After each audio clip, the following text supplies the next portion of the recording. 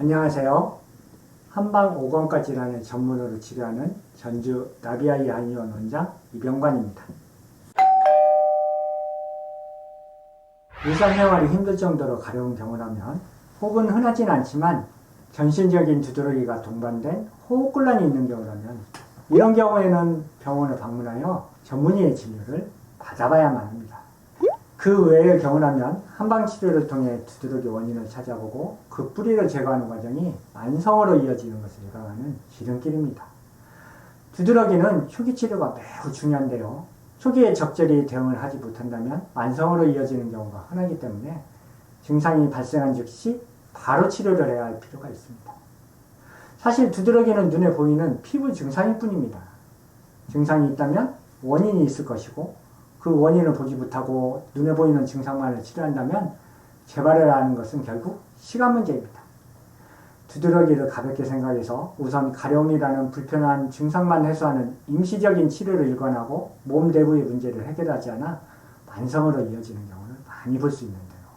갑자기 온몸에 두드러기가 났다면 치료를 위해 제일 먼저 할 일은 두드러기가 아직 발생한 지 얼마 되지 않았기 때문에 내 주위에서 그 원인을 찾아보는 게 먼저입니다. 급성 두드러기의 가장 흔한 원인은 음식을 들 수 있는데요. 평소 잘 먹지 않았던 음식을 먹었다든지 과식을 했다든지 특정한 원인이 있는 음식을 먹었다든가 음식을 먹었을 때 내 몸 컨디션 또는 소화기의 원인이 있을 수 있습니다. 또는 약물의 오남용을 들 수 있는데요. 예를 들어 바이러스성 질병에 장시간 약물을 복용하는 경우라든지 스트레스나 화학제품의 노출 이런 환경적인 부분도 두드러기 원인이 될 수 있습니다.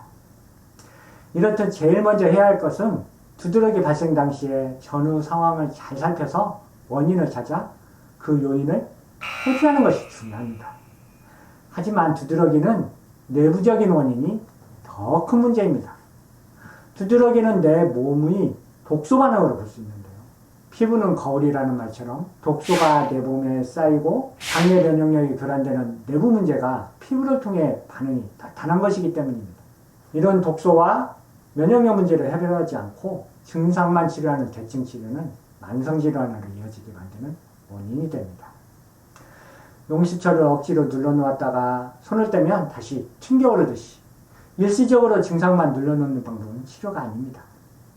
내 몸의 독소를 배출하고 장내 면역력을 회복시켜줌으로써 피부의 과민 반응을 치료하는 뿌리 치료가 필요합니다. 우리 한약에서는 두드러기를 비위, 즉 위장관의 문제가 가장 큰 것으로 보고 이유 치료를 중점에 둡니다. 두드러기는 한방으로 치료할 수 있습니다.